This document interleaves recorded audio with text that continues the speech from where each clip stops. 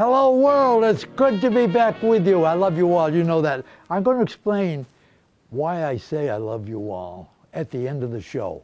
So remind me, will you? If I forget, just remind me. I've got a guest with me today that Area 58 is brought to you, and most of you have only heard about this through your history books. This man is living history. I understand he's a great guy. I've never met him. You know how I am. I don't like to interview anybody that I've met before. I've never met him before, so you and I are going to meet him together. He's going to tell his story to you and I together. I've already know what he's going to tell, but I haven't heard him tell it. You understand what I'm saying? All right, but I want to get this monologue over with so we can get over and sit down with him and talk to him. But I got to tell you a quick story. Viagra is a word that is heard on television. It's all over the place. It's in newspapers. So I don't feel guilty. I don't think I'm damaging my image by mentioning it. My cameraman, however, has just bowed out. He's gone. He's a very religious guy. He worships every day, as I do, as you all do. But I heard this on television, so I'm going to tell you, this guy got up and he said, as you get older, Viagra gets more expensive. No, it doesn't cost more for each pill. But when you're young, when you're in your 70s and 80s, it says right on the bottle, right on the package, take 1 hour before the event. Okay? And that's fine until you get up into your 90s, he said. You get older. Instead of taking one an hour, now I have to take one a minute.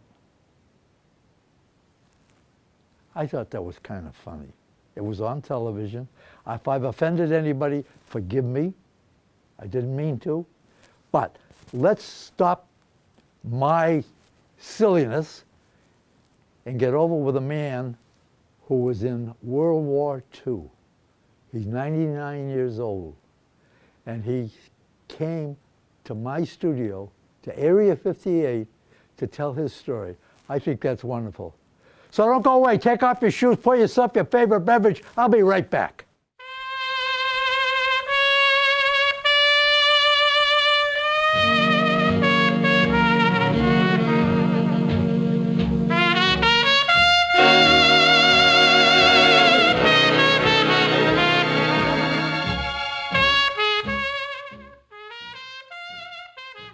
Okay, we're back again, and I want to introduce you to a guy. Listen, we talked about veterans the last show, and I want to talk about veterans again, because you don't know what they've been through. You don't know until you've been in combat, which I never have, by the way, but you don't know what they go through after the war is over, when they come home, when they have to readjust. Imagine, they've been trained to kill, and now they come home to a civilized community, and they can't kill anymore. But they relive those battles they went through over and over and over again. And you know who they did it for? They did it for you and for me. So if you see a veteran that needs a helping hand, even if it's just a thank you, even if it's just a handshake, even if it's just a pat on the back, do it. They deserve it. They deserve everything we can give them. And I mean that from the bottom of my heart. If I never say another word to you, I mean that one from the bottom of my heart. This man's name is Everett Landman. And you were in the Navy. That's right. Hi, sailor. How you doing? Fine. What was your rank when you were out? Get out. I was aviation machinist, second class. God love you. And what theater of operation were you in? Pacific. Pacific. And what was the name of your ship? USS Bunker Hill CV-17. What's CV stand for? What's that? What does CV stand for? It was aircraft. What is the CV? CD, CV. CV, we operated as a combat unit in F4Us, F,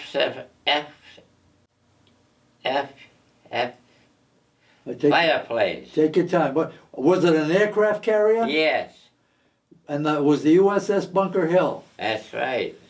Okay, that's this man is. I was 11 years old when Pearl Harbor was bombed, and he was probably close to 20 years old when Yeah. Pearl Harbor was bombed. Yeah. Did you enlist or were you drafted? I enlisted. How I long? was enlisted in Boston At the army base? at the what's the name of that? Where you enlisted? Yes, yes, That doesn't matter. We can come back to that. yeah. And how long were you in the Navy? I was in the Navy 4 years Where did you take your boat training? out in Chicago, Chicago. What was Great it? Lakes. What? Great Lakes. Tell me something. Were you frightened? Were you scared? You can't tell me that it was everybody was scared. Of course they were. You'd have to be some kind of a dunce not to be scared. Were you married at the time? No, No. When did you get married? I got married when I got out of the Navy in 1945. I went to Kingston, Massachusetts, and married my pride and joy. Her name was Dorothy Cole, and we got married upstairs in her father's house In Kingston. in Kingston. And was she somebody you knew for a long time? I used to go when I was, I used to see her at the grocery store, Oh, okay. and I fell in love with her. Oh, good for you. How long were you married? 73 years. Oh my good Lord. So she hasn't been gone very long. No. Yeah, let's not talk about that anymore. I lost my wife a few years ago, and I know exactly how you feel. And when you were in the Second World War, where did you go? Where did the aircraft carrier go? We went all over the Pacific. Okay. We went through the Panama Canal. We went into San Diego. From San Diego, we went to Pearl and docked at one of the islands where the Arizona was. You did, really? And we were anchored in back of the USS Utah.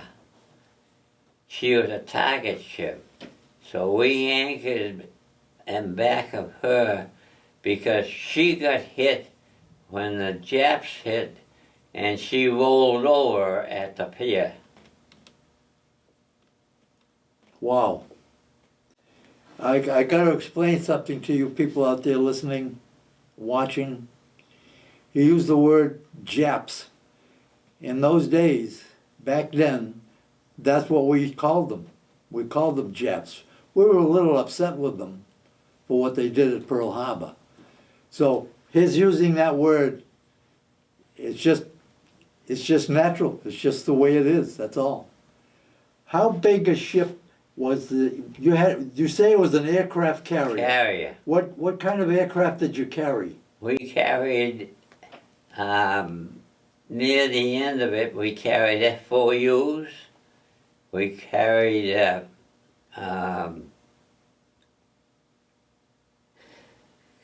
Chronicles, Okay.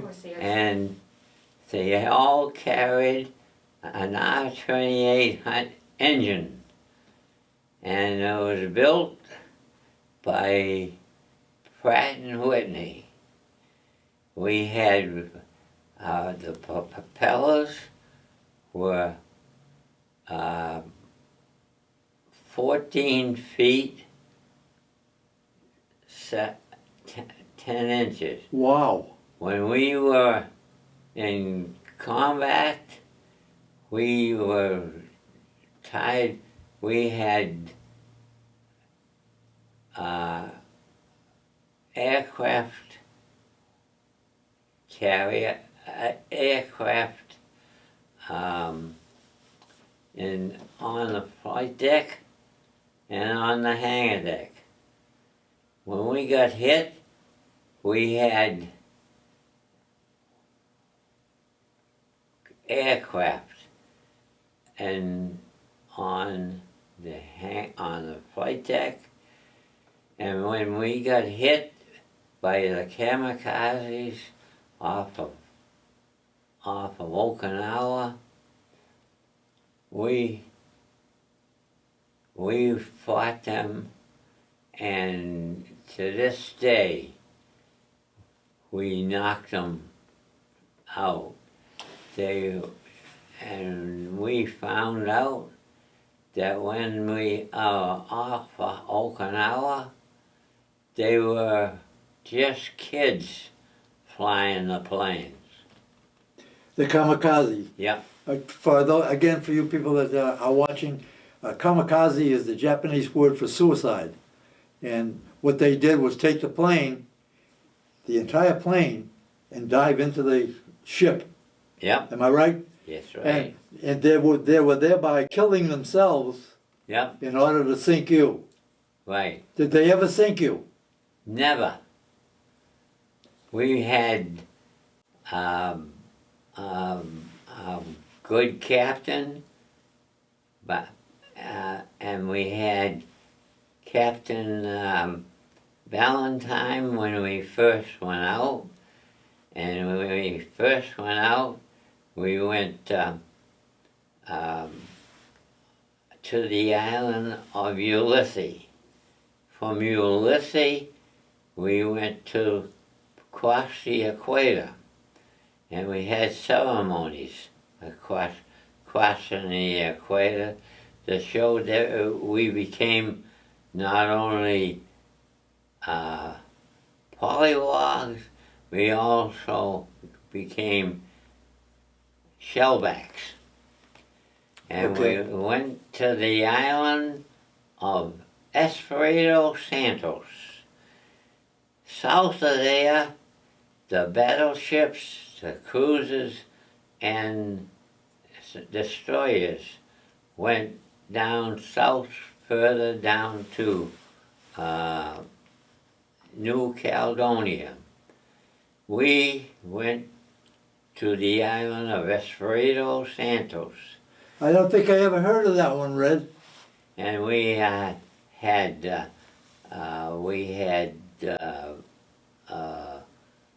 4 task forces. And the task force that I was in was the Bunker Hill, the Essex, tin cans, destroyers. We went to the island of Espiritu Santos, and when we went there, we called on to go up to Rayball, and that's a Japanese stronghold. And we went up there, and my old squadron of Fighting 17, F4U squadron, we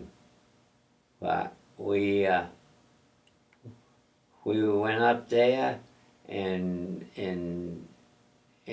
outside of Rayball, and we took on planes, and my old squadron, Fighting 17, which we trained down in Mandeville, North Carolina, and we went to the old squadron covered us when we were up near Rayball. Okay, now, In the let me air. interrupt you for just a minute, Red. Did you ever, any of your aircraft ever get into Tokyo, into Japan? No, You never bombed them there? no, Never no fighters went in there? no. Okay. Did you ever get to Guadalcanal or Leyte or Bataan or Yeah, we were at Iwo Leyte. Jima? We were at Leyte, Iwo Jima, Saipan, Wow, Tinian, wow. Guam, Oh my God, those are all big battles. Those are all big battles. Yeah, and we were after we went to Loda, Guam, Iwo Jima? Jima. Yep. We went up the coast and followed the pipeline, and we were at Saipan. Saipan, yep. We were at Tarawa? Tarawa. We were at the Marshall Islands. The Marshall Islands. We were in a Weetalk, Oh my God. and Oh my God. we covered all the battles. And to cut the story short, not only did we hit these Japs, we went up the coast, and when we got up around Iwo Jima, we had the squadrons and the fighter planes and the dive bombing planes. Red. We had dive bombing planes, and we had 4 task forces, and they were flying into the island of Eniwetok. Eniwetok. No, not Eniwetok. Okay. It was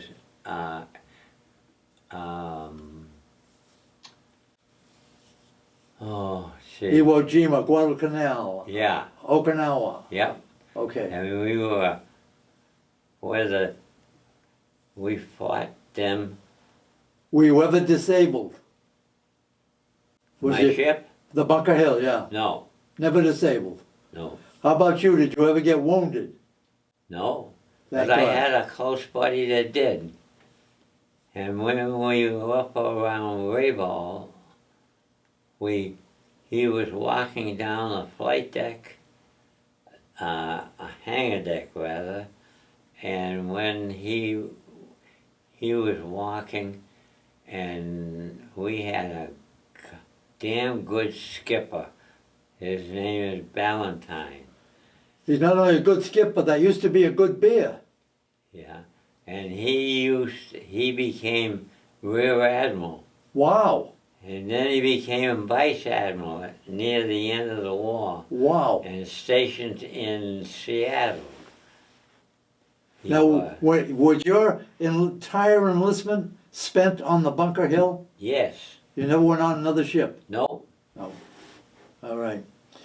Do you remember the day that Japan got bombed, that Hiroshima got bombed? Hiroshima, yes. Yeah. I remember reading about the, when they dropped the atomic bomb. Yes, yes. Yep, that was a momentous And occasion. It's a good thing that we dropped it, because we lost. When we got hit off Okinawa, we lost 400 men On the Bunker Hill? on the Bunker Hill. Wow. You mean that you lost them, they were killed? Yes. Holy mackerel. How many men were on there? we had 3,000 men on our ship. Well, can you imagine that? I know towns around here that aren't that big. 3,000 people, and out of that, 400 got killed, and probably a lot more got wounded. A lot more got wounded. I went with another fella. I was working on an F4U-1. I was working on a dive flap on an F4U. And Remember now, he was a mechanic, an aircraft mechanic. we were working over by the chow hatch when all of a sudden everything came down from the overhead. The propellers, wheels, flaps, everything. Wow. And when we got hit, this fellow and I climbed over guys that were in the hatchway, and where these fellows were stationed in a hatchway, we climbed over them. And he said to me, "Red, how the hell are we gonna get out of here?" I said, "I'll show you how." So when we climbed over these fellows and went in the back quarter of the ship near hangar deck control, that's where the planes hit hangar deck control and started the fires going. We climbed over these guys in the back end of the on the stern, and we said, "How are we going to get out of here?" I'll show you who. So after climbing over some of these fellows, we went over towards the bulkhead. We opened a hatch door that was dogged.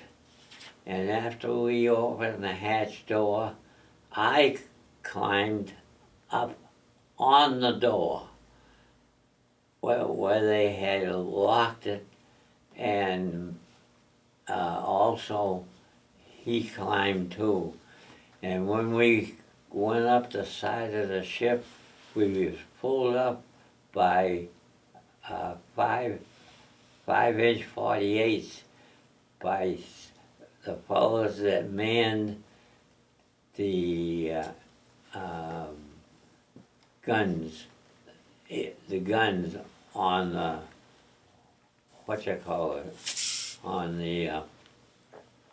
on the close to the flight deck. Another fellow pulled me up. Well, I Red, climbed let me stop you for just a minute, Red. What happened? Did the kamikaze plane hit the ship? Is that what happened? And it did what? Did a kamikaze plane hit the ship? Yes. Is that what happened? It hit two of them. Oh, okay, two of them. Two of them. Two of them. One, the first bomb went off back aft and got the fellows on the fantail. Wow. And at that time, the Japanese were carrying napalm. Oh, wow. After, Napalm is an incendiary bomb. yeah, and we, the second bomb that was dropped by the Japs hit the island where Marines were stationed, Navy was stationed, and when it hit the island, we lost the pilots. Oh, my. We lost Oh, my. several pilots. Yeah, these are guys that you ate with and That's right. played cards with Right. and talked about women with. Right. Yeah. And And when they come to work on the ship up in Bremerton, Washington, Bremerton, Washington, they yes. found that the Marines were bending over in their quarters on the below deck. Let me ask you something now. You said that the ship was not disabled. No, It was what, but it was bombed. we came back under our own power. You did. We did. Incredible. Incredible. And I'm going to stop you here for a minute. We're going to take a break. And we'll come right back, okay? yeah, Excuse us, I want to take a break because this man is almost 100 years old. But it's not for him I want to take the break. It's for me. I want to take a break. Be right back.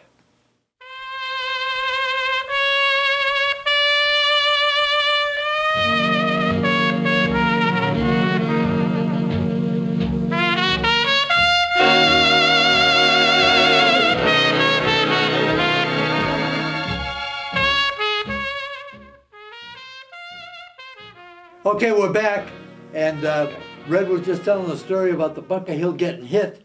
I'm not sure whether it was kamikaze or bombs, or both. But Both. I was just handed a note, excuse me for just a minute, Red. I was just handed a note. Kamikaze means divine wind. I That's never knew right. that. You knew that? yeah. Divine wind. And they That's were all kids before they took off. But Would can you understand what this kamikaze to me is an evil thing? That's But it right. means divine wind, Yeah. which is it's almost benign, Yeah. but it And isn't. they were really. all kids. All kids. And they were lined up at the field where they were taking off. And all kids. And when they took off, they got into formation. And you know, the Marines that were on my ship, and they were down below on the second deck, Yes. when we got hit and we went back to Bremerton, and the Marines, they found the Marines sucking air out of the drains. Wow. To live, to breathe, you mean? Just sucking air right out of where the water drains down. Wow. You know, the Japs, they were a tough bunch.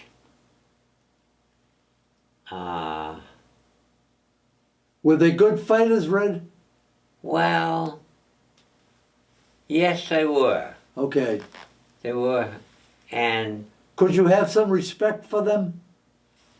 no, No respect. I wouldn't buy a Jap car, Even today. even today,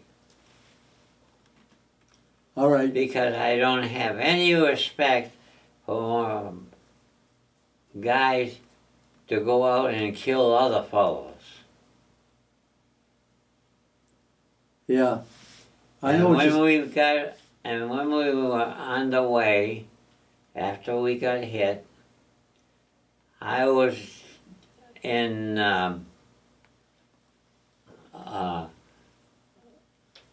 working on the plane while we were coming back to the States after being hit, and we found that we were working on propellers, wheels, engine, and also on the plane that got hit and got well damaged. Wow. Let me ask you a question. Did you ever meet people like Admiral Halsey or General Douglas MacArthur? We covered the landings of Douglas MacArthur You did. because Douglas MacArthur when he was on Corregidor, they bombed Corregidor, and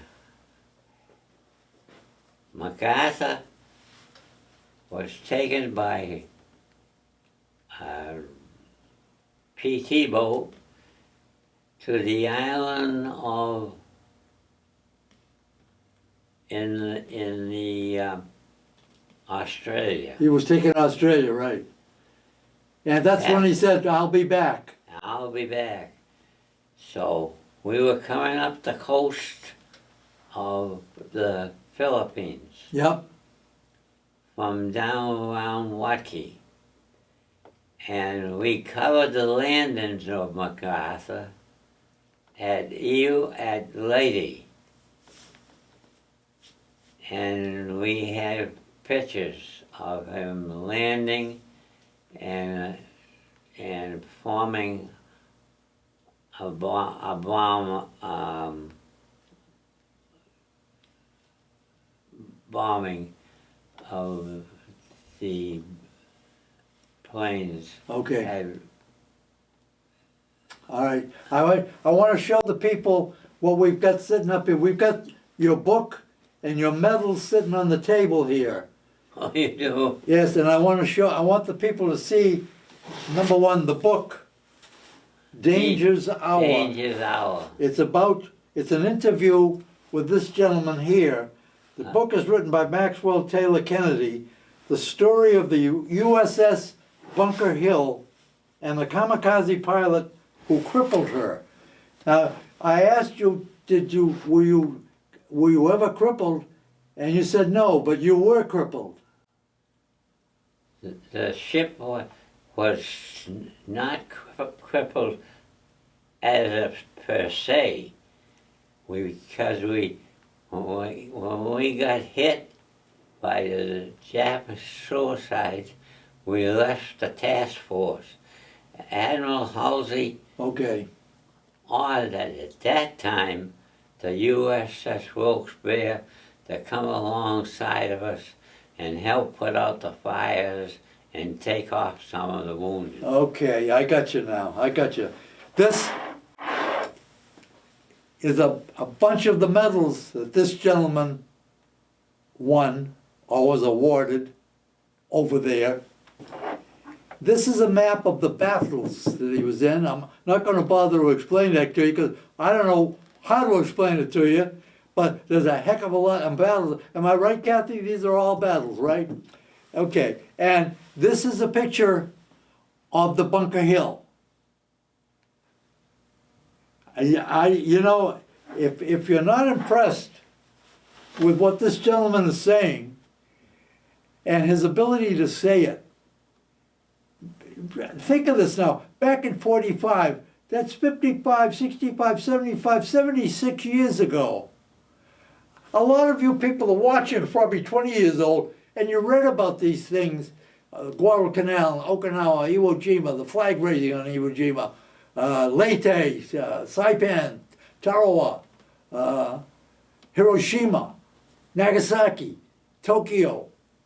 These are all names that are familiar to you because you read about them. This man was there. This man helped defend these places. This man helped defend us against them. I want to point out that he said he would not buy a Japanese car. You've got to forgive him for that because he was in the thick of things. He knows what it was like. He doesn't mean anything by it, I'm sure. It's just, at that time, you know, when Roosevelt set up what I call concentration camps for any Japanese American, I thought that was a horrible thing to do because they were Americans. But they were Japanese. We were afraid of them. After what they did at Pearl Harbor, we were afraid of them. That's never happened in the United States before. I hope it never happens again. But it did when they took down Iwo Jima. the building, I forget the name of it now, in New York. It killed 3,000 people. 2,400 were killed at Pearl Harbor. It's amazing how I know all this stuff. Don't you think so? I'm sorry, I've interrupted you, Red. Go ahead. When we were at Iwo Jima, Yes. Did you see the flag raising? we saw the flag raising. You did, really? On top of Mount Sarabaki. Suribachi, yeah. You saw that? Yeah. Oh my God. Oh, wow. That's incredible. And the task forces that were up there was 4 of us task forces that were hitting Iwo Jima. And the tanks were in the shore, and they were bogged down because of the tanks were stuck in Mud. Yeah. and sand. Red, I gotta say something. We've only got like a minute left. The camera's right over there. If you got anything you'd like to say to the people watching before we say goodbye. Well, In my eyes, you're a hero. You probably hate that term, but guys like you remember there was a newscaster, what was his name? Rich, help me out. He was on television, a young guy who gave these guys and me, because of where we were born, our age, the greatest generation, yeah. Is that Bob what Dylan? your caller said, Brokaw, Tom Brokaw. Tom Brokaw said that. this was the greatest nation. It certainly is the greatest nation. Couldn't agree with you more. America, America, God love you, America. I'm afraid, however, Red, that our democracy is in a little bit of trouble. But that's another show and another time. And I want to thank you for being here. I want to thank your lovely daughter for bringing you here and for giving up the time to sit with me and tell us this incredible story. Thank you, thank you, thank you. I got pictures in my room of the Bunker Hill. I'm sure you do. You got pictures in your mind Yep, of the Bunker Hill. yep. We're going to say goodbye now, Red, and I want to thank you very, very much. His name is Everett Landman, Yes. a sailor, a defender, a warrior. Thank you so very much. And thank you, ladies and gentlemen, for watching the show. Yep. I certainly hope you got as much out of it as I did, and I salute you, sir. I salute you, sir. I hope you got as much out of it as I did. This man is a treasure. He is an absolute treasure. Thank you for watching. Until next time, I love you. Keep a song in your heart. I'll see you in the future. Bye-bye.